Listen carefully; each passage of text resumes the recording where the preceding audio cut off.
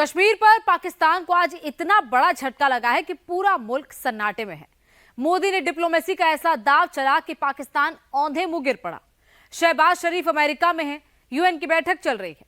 पाकिस्तान को उम्मीद थी कि उसके 2-3 चहेते मुल्क राग कश्मीर में उसके सुर से सुर मिलाएंगे, लेकिन इस बार तो गजब हो गया। पुराने दोस्त ने भी पाला बदलकर पाकिस्तान को ठेंगा दिखा दिया। शहबाज शरीफ के साथ कैसा खेल हुआ, देखिए इस रिपोर्ट में। अमेरिका से लौटने से पहले मोदी ऐसा गेम बिठाकर आए कि पाकिस्तान में चीख पुकार मच गई।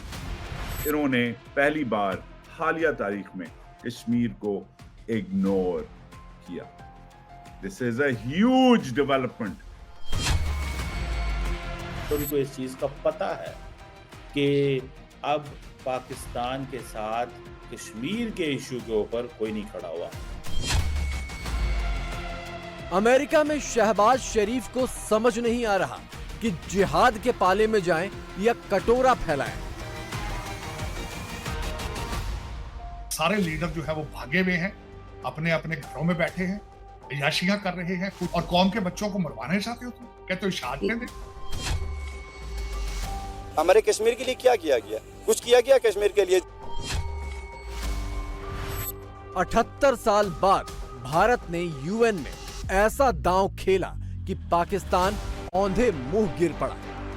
उन्होंने कहा है कि अब हमें आजाद कश्मीर के साथ साथ गिलगित बल्तिस्तान भी चाहिए। तो हमारे पॉलिटिकल हालात हैं, इससे कुछ बैद नहीं है कि वो ले भी लें। Is Kashmir lost? I don't know. Kashmir और कटोरे का एजेंडा लेकर अमेरिका पहुंचे पाकिस्तान को इस एक शख्स ने इतना बड़ा झटका दे दिया कि पूरा पाकिस्तान हिल गया। रजब तैयब अर्दोगान, टर्की के राष्ट्रपति और पाकिस्तान के परम मित्र। यूएन जनरल असेंबली की बैठक में पाकिस्तान हर बार की तरह अर्दोगान के स्पीच पर कान जमाए बैठा था, लेकिन अर्दोगान का स्पीच जब खत्म हुआ तो पाकिस्तान के होश उड़ चुके थे।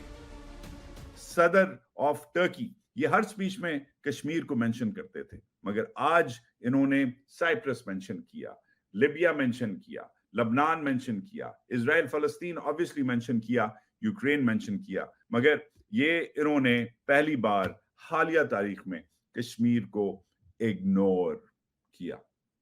This is a huge development कि कश्मीर को एक ऐसा बंदा जो सालों से, दहाइयों से हर साल कश्मीर को मेंशन करता है कि कश्मीर का डिस्प्यूट सॉल्व होना चाहिए, आपका पुराना इत्तेहादी, आपका दोस्त, उस बंदे ने आज कश्मीर को पहली बार इन लिविंग मेमोरी इग्नोर किया है। 20 मिनट की स्पीच की है अर्दोगान ने आज, मगर कश्मीर मेंशन नहीं किया। Is Kashmir lost? I don't know. You know why I don't know? Because beggars aren't choosers. Turkey ने पहली बार अपने यूएन स्पीच में कश्मीर का नाम तक नहीं लिया। टर्की ने दुनिया भर के सारे विवादों का जिक्र कर दिया, इजराइल, फलस्तीन, लीबिया का भी जिक्र किया, लेकिन अर्दोगान ने अंतर्राष्ट्रीय विवादों में कश्मीर को शामिल नहीं किया। पिछले महीने मलेशिया ने भी कश्मीर को भारत का अंदरूनी मामला कहा था। टर्की और मलेशिया दोनों देशों को पाकिस्तान अपना पक्का दोस्त कहता है। टर्की के जो प्रेसिडेंट हैं रजब तैयब अर्दोगान, वो हमेशा कश्मीर का जिक्र यूनाइटेड नेशंस में किया करते थे, जनरल असेंबली में। इस दफा उन्होंने नहीं किया। क्या वजह है? बाकी ममालिक भी जो हैं वो अब जिक्र नहीं करते, पर को इस चीज का पता है कि अब पाकिस्तान के साथ कश्मीर के इशू के ऊपर कोई नहीं खड़ा हुआ। आप देखेंगे कि कोई और मुल्क भी नहीं बोल रहा, यूएई नहीं बोल रहा, सऊदी अरब नहीं बोल रहा, अभी कतर के लोगों ने स्पीचेस की, कुछ भी नहीं किया। आज देखें कश्मीर के अंदर अगर इलेक्शंस हो रहे हैं तो सारी की सारी डिप्लोमेटिक कम्युनिटी कश्मीर में पहुंची हुई है। सारे के सारे जो फॉरेन डिप्लोमेट्स हैं वो कश्मीर जा सकते हैं, लेकिन मैं आपको एक बात बता दूं, पाकिस्तान के अंदर कोई भी खैबर पख्तूनख्वा के अंदर नहीं जा सकता। अभी थोड़े दिन पहले 11 डिप्लोमेट्स गए थे तो वो एक धमाका हो गया वहां पे।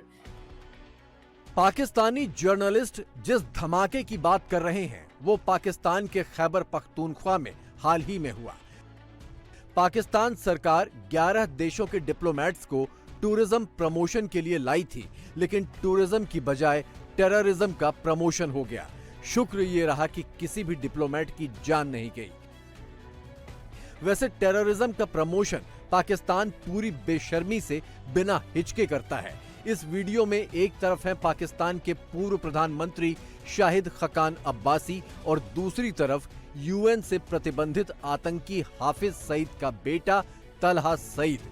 चाहे पूर्व प्रधानमंत्री हो या मौजूदा, जिहाद और इसके नतीजे में मिलने वाले कटोरे से कोई आगे बढ़ ही नहीं पाया। सारे लीडर जो है वो भागे हुए हैं, अपने अपने घरों में बैठे हैं, अय्याशियां कर रहे हैं, कुछ लंदन में बैठे हैं, कुछ अमेरिका में। और कौम के बच्चों को मरवाना चाहते हो तुम? कहते हो शहादतें दे, क्यों इस मुल्क को तबाही पे लेके जा रहे हो? 77 ईयर्स यार कम पीरियड होता है। कुछ तरस करो इसके ऊपर, खुदा का नाम लो, तरस करो। सर 27 तारीख को प्राइम मिनिस्टर शहबाज शरीफ साहब की भी तो तकरीर है, उसमें वो वही कश्मीर करेंगे और फलस्तीन करेंगे। पैसे की बात करेंगे, नहीं कुछ भी नहीं करेंगे, स्वाय पैसे की और किसी की चीज की बात। सिर्फ वही बात करेंगे जिसके पीछे पैसा होगा, डॉलर होगा, दूसरी कोई बात नहीं। मैं अभी बता देता हूँ, हम आपके घर आएंगे तो आप क्या दोगे, आप हमारे घर आओगे तो क्या लेकर? इससे आगे आप बढ़ ही नहीं रहे। यूएन में शहबाज शरीफ का भाषण 2 दिन बाद है, लेकिन टर्की के राष्ट्रपति के भाषण के बाद उन्हें समझ नहीं आ रहा कि करें तो क्या करें। उतरे हुए मुंह और खिसियाहट वाली भाव भंगिमा के साथ अर्डोगान की तारीफ करना भी उनकी मजबूरी है।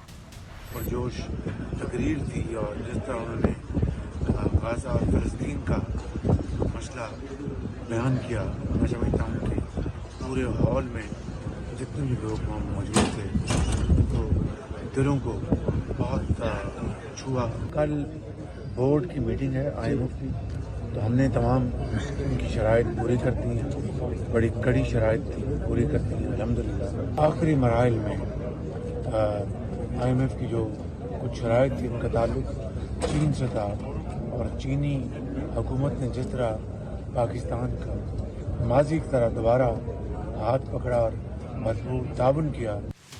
कश्मीर विधानसभा चुनाव में दूसरे दौर में भी बम्पर वोटिंग के बीच और अमेरिका में पाकिस्तान के साथ टर्की वाले गेम के बीच मोदी सरकार ने कश्मीर पर अगला दांव भी बढ़ा दिया है।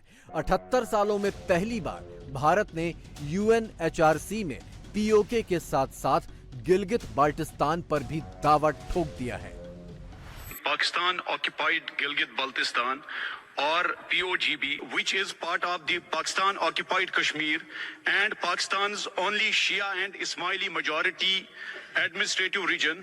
The local population has been enduring widespread discrimination and marginalization. There have been numerous reports of enforced disappearances, extrajudicial killings, and arbitrary detentions. The international community must not ignore the suffering of the people in Pakistan-occupied Gilgit-Baltistan. Kashmir में democracy के जश्न के बीच POK में फिर से उबाल आ गया है। पाकिस्तानी फौज को फिर से चुनौती दी जा रही है। स्कूली बच्चियां भी इसमें पीछे नहीं हैं। पाकिस्तान से आजादी का नारा फिर से बुलंद हो रहा है। ऐसे वक्त में POK के ऊपरी हिस्से यानी गिलगित बाल्टिस्तान पर भारत का दावा सुनकर पाकिस्तान हक्का बक्का है।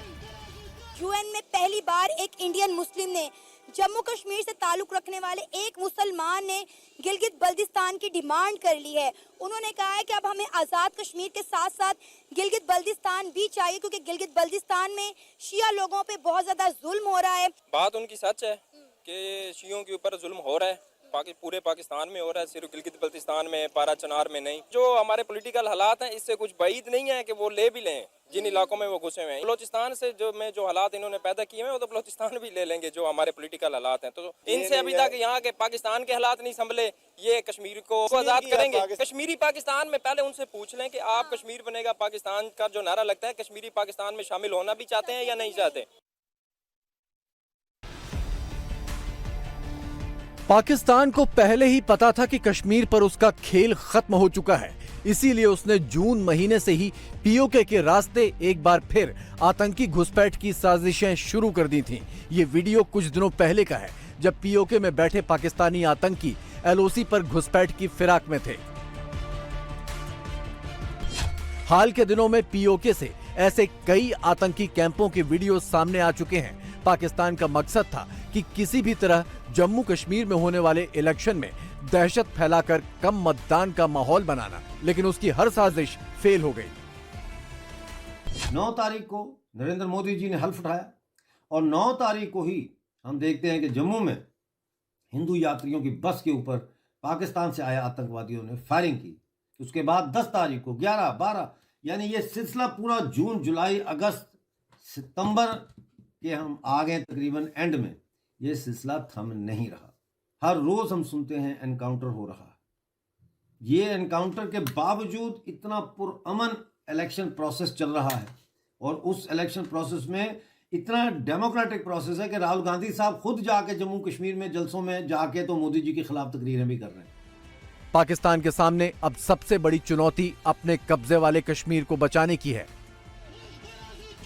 पाकिस्तानी फौज को लग रहा है कि कश्मीर में बंदूकें भिजवाने का पुराना पैंतरा पीओके के लोगों को भटकाने में कामयाब होगा, लेकिन इस बार ठीक उल्टा हो रहा है। आप कश्मीर से हैं ना, आप कश्मीर से हैं। ये जो पाकिस्तान में नारा लगता है कश्मीर बनेगा पाकिस्तान, इस नारे पे आपकी क्या स्टेटमेंट? मैं इस नारे पे ही आपको स्टेट बताता हूँ। मेरी जगह आप हूँ, आप कश्मीरी हैं। आप कश्मीर के हवाले से देख लें, आपकी रियासत इस टाइम कोई बोले कश्मीर बनेगा पाकिस्तान, हम लोगों के दिल दुखते हैं। क्यों नहीं दुखते? हमारे कश्मीर के लिए क्या किया गया? कुछ किया गया? पीओके तो बहुत दूर की बात, पाकिस्तानी फौज और उसकी कठपुतली शहबाज सरकार खुद पाकिस्तानियों को बहला फुसला पाने में फेल हो रही है। कश्मीर से लेकर यूनाइटेड नेशंस तक मोदी की डिप्लोमेसी को पाकिस्तानी भी सलाम ठोक रहे हैं और यूएन में उनका भाषण चाव से सुन रहे हैं। दुनिया का सबसे बड़ा फोरम है, मोदी पेपर्स नहीं देख रहा, कुछ नहीं पढ़ रहा। दूसरी बात, दोनों भाषाओं में, अंग्रेजी और उर्दू में बात कर रहा है। तीसरी बात क्या कर रहा है?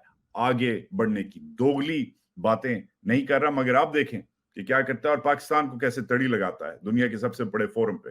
एंजॉय कीजिए। वैश्विक शांति और सुरक्षा के लिए एक तरफ आतंकवाद जैसा बड़ा खतरा है कि पाकिस्तान को तड़ी है, आतंकवाद मतलब टेररिज्म का खतरा है। जबरदस्त, amazing. I love the fact that Modi ji has done what he's done, has said what he said. जैसे भी हैं मोदी जी, जैसे भी हैं, and I'm a big critic. But main चीज क्या है? आपको कॉन्फिडेंट होना है।